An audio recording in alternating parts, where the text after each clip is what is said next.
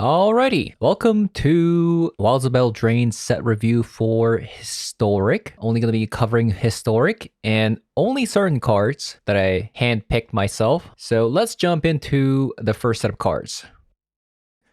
So starting off, we have the token theme, green-white token, red-white token. You got Pollen Shield Hair that can buff using the adventure side, giving vigilance. It's quite powerful if you have a lot of creatures. Or you can also just play the creature side, which is a 2-mana 2/2 Lord for the creature tokens, which could also be pretty good in a token-only deck. And then you have a Regal Bunnycorn, which I think could be relevant in a green-white Convoke shell, or something like red-white Convoke could be powerful. And Virtue of Loyalty might be a little bit pushing it. Usually the instant speed card, when you want to play an instant speed to generate a token, especially in a Convoke shell, you want them to split into 2/1/1s, not 1/2/2, right? So that you have more creatures on the board, so you can make use of the Convoke a little better, right? But the upside here is that it becomes a really powerful enchantment, right? That could end the game. And it also untaps the creatures as well. So maybe there's something you can do with that. Adventure cards are definitely not to be underestimated. But I don't think these cards will shape the meta or anything. I think it could make some archetypes a little bit more viable. And next up, we have a bunch of fairy cards. So are these better than playing rogues? I mean, currently, rogue is kind of like semi-playable. It's all right. It's not really good either. But the spell stutter here is probably one of the better counter spells out there in Historic. And same with Fairy Fencing. That could be also very powerful. And Fairy Fencing could have some edge cases compared to Fatal Push. Like, it can be a bit better. You don't have to proc the Revolt compared to Fatal Push, right? As long as you control a fairy in a fairy deck, that should suffice and be able to remove something like a 4/4 artifact from the Retrofitters. And if you pay 3 mana, you can technically get rid of Sheldred as well. So, and we also got a really good 1 mana fairy that could push this archetype. It's a 1 mana 3/3, but it starts with the stun counter, meaning that if it would become untapped, remove a stun counter from it instead. So it starts with 3. 3 turns has to pass before this thing can to become untapped, so it can start attacking. So you could use this mana that you're floating without doing anything for things like Fairy Fencing or Spell Stutter. Or if they play a creature that you don't really care about or they don't have any play, then you could also use that 2 mana to remove a stun counter. But the fact that this thing has flying and war 2 is probably the only reason why this is actually playable. 1 mana 3/3, and it starts on the battlefield untapped, right? So you can technically use this as a defender and then tempo your opponent out, and then 3 turns has passed, then you can start attacking. So it's quite powerful. I think because the war 2, the 2 cost, makes it pretty hard to get rid of this card, right? So that means you always have Faerie Synergy with Spell Stutter and Fairy Fencing. So the problem is I don't think there's enough fairies to justify going fairy, so we'll see. But these 3 cards seem very powerful. But before you guys scream like, where's Bitterblossom? I wanted to talk about it separately. There's a lot to cover, right? It's not just the fairy archetype that is probably going to be good in, but there's also other decks to consider, right? If you haven't played with the tribal enchantment fairy means that you actually control a fairy. So if you go back to some of these other cards that requires a fairy, then it actually fulfills that requirement. So Fairy Fencing or Spell Stutter, for example, they require a fairy, and Bitterblossom actually achieves that. Hence, it's going to go into those fairy decks. But other than that, I mean, this is going to be very good in Orzhov token deck as well, right? Orzhov token deck actually kind of blew my mind. It's so good against Rakdos midrange. It's so insane. It might also be pretty good in a Ninja deck as well. The thing is, Ninja deck already has Retrofitter, so I'm not sure if they actually need another one of these cards. So we'll have to see. Other than that, it could potentially see play in creativity decks as well, or Transmogrify, but I don't think they will play this because now they have to splash black for just this card. And at the same time, this loses you life. And if you were previously Izzet that played creativity, you probably don't have any ways to gain life. So, I mean, adding a black just to lose life doesn't really make sense. All right, next up, we have some prison synergy cards. Now, you're not really gonna like this because nobody likes prison decks except the person who is playing it. So, Phyrexian Unlife is another prison effect that you can play alongside 9 lives. What's really great about this card in that 9 life Solemnity deck, usually those kind of decks do have some search effects. Against a shoulder deck, before 9 lives couldn't get around it. The losing life, it wasn't protected. But with Phyrexian Unlife, you don't lose the game even if you reach 0 life or less life. Every damage that you receive will go towards poison counter. But because you have Solemnity, then you're not going to gain poison counters. So that's great. And Greater Auramancy is another enchantment that you can play. I think you play like 1 or 2 copies extra so that you have 5th and 6th copy of the Shroud mechanic in your deck for your enchantments so that nothing gets touched. And lastly, Utopia Sprawl. 1 mana enchantment, right? Absolutely bonkers for this kind of deck. Because now, your forest, like you don't have to play a mana dork and you gain extra mana. So not only is this card going to be really good for this type of deck, but it's also going to be really good in a mono green devotion. Because nowadays, because of the Orcish Bowmaster, it's really hard to play those 1 mana dorks. But this kind of solves it. This is really insane because you can also take advantage of Cure as well. So yeah. Okay, so next up, we got an interesting duo. We have The End and Agatha's Soul Cauldron. The one on the left, The End, is kind of like Necromentia. You exile a creature or a planeswalker, then you get to search your deck, hand, and graveyard for any of the cards with the same name that you just exiled. But the cost is 4, which is kind of expensive, but there are probably decks that probably want to just play this even if they want to pay 4 mana. Because, for example, if you play this against a Rakdos midrange, for instance, if you exile Sheoldred, then you're golden, right? There's no way for them to gain life, so it's pretty nice. This is also going to be pretty nice versus like Kethis decks, Yawgmoth decks, right? So it's a very good card, but if you play this in Death Shadow deck, there's a good chance you might be able to play this for only 2 mana because this costs 2 less if your life total is 5 or less. So it's very good against combo decks that uses creatures.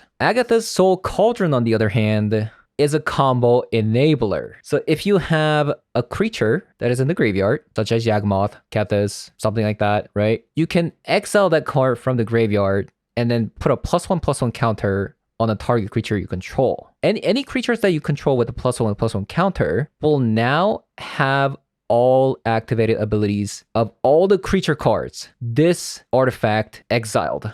So The End is a creature combo killer. On the other hand, Agatha's Soul Cauldron is a combo enabler for the creature decks.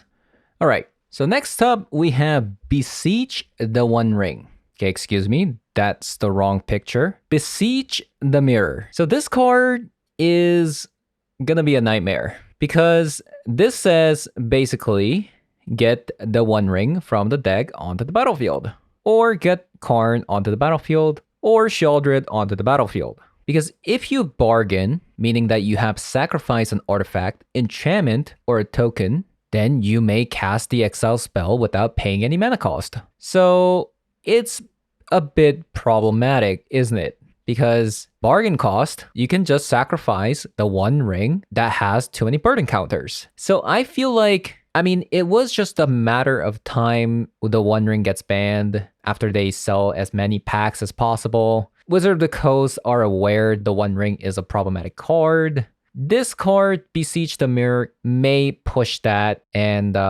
get a card banned in Historic. But if they really want to keep the One Ring because it's a new card, then there's a good chance Sheoldred might get banned, because without Sheoldred, I think Ring is definitely manageable. So we'll have to see what happens. I think this card is a little bit insane. If you were sick of playing against the ring, well, you're out of luck. You're probably going to see more rings because of this card. Okay, next up, we have Not That After All. It's a 1-mana instant speed spell. This is basically very similar to a card called Undying Malice. Instead of putting a +1/+1 counter on it, now you get this aura attached to a creature, and the creature gets +1/+1. But if the aura is put into the graveyard, each opponent loses 1 life. So I would say that's like a little bit better than Undying Malice. The problem is that in Historic, Orzhov Scam is the only scam deck that would play something like this. But they already have Ephemerate. So not only are they playing Ephemerate, they're also playing Malakir's Rebirth as a land and a spell at the same time. So in that shell, the deck varies from like 0 copies of Undying Malice to maybe like 2 or 3 copies. So you're going to be replacing Undying Malice with this card. So it's a bit of a side upgrade. So next up, we have Hearth Elemental. It's a 6-mana elemental that has sorcery. The adventure side, you can pay for 2 to discard your hand and draw 2 cards. But the creature side is interesting. It's probably the only reason why you would play something like this. This spell costs X less to cast, where X is the number of cards in your graveyard that are instant speed or a sorcery spell. The effect is pretty strong. So this could be like a 1-mana 4/5 if you play it on the right deck. I think this card could have potential in some kind of an Izzet shell with a lot of spells, right? So maybe. All right, next up, we have Elusive Otter. It's a 1-mana 1/1 prowess, and this creature with power less than this card can't block it. So that's pretty strong. Being a prowess creature, you launch a bunch of spells, and it grows, and you punch your opponent for a lot of damage, but they can't even block it. That's pretty strong. The problem is it has 1 toughness, right? So what does that mean? It can get killed by Orcish Bowmaster, but considering that it has prowess, it does have some potential, because in response to opponent using an Orcish Bowmaster to kill it, you could use mana to launch an instant speed spell and then make this into a 2/2, so it's pretty good. And the sorcery side, you can distribute X +1/+1 counters among any number of target creatures you control. So maybe like a Teamer prowess shell, maybe? Okay, so this is gonna be biased. I love this card. I love everything about this card. So this is a 2-mana 1/2 legendary creature with haste, but it can add mana. So what does that mean? You pay 2 mana, you can add 1. But what if you were to play this in a bar class deck? Now you paid 0 mana, and now you are mana positive. That's pretty insane. And on top of that, if you control a creature with power 4 or greater, this creature also gets +2/+2 until the end of the turn. And this has haste. I think this card is really strong. And I'm a fan of bar class myself. You could probably play this in some kind of a combo deck in a bar class. But I'm actually more interested in playing this in a mid-range shell in a bar class deck, because the extra mana this adds, just being like a mana dork at the same time, allows for like ramping into maybe something like a 4-mana card or a 5-mana card, like Minx and Boo, for instance. So yeah, this card is absolutely phenomenal. So I'm very excited to try this card out in Historic. So next up, we have Questing Druid. It's not a questing beast, but a druid this time. So this is a 2-mana 1/1, which isn't good, because that means you get Orcish Bowmastered. But I'm actually not very interested in the creature side. The creature side is a bonus. The instant speed adventure side is quite insane, because if you pair this up in a Pia deck, now you have an instant speed spell that can exile top 2 cards, and until the next end step, you may play those cards. So you can leave up a removal spell or an instant speed adventure side that can also exile the top 2 cards to be played at a later date. Is pretty nice. But unfortunately, if you cast this card on your turn, unlike some other sorcery spells that does the same effect, you have to play those cards before the end step. Otherwise, you're gonna exile them. But if you play it on opponent's turn, you have an extra turn to play it. But the fact that it's instant speed is what makes this really good.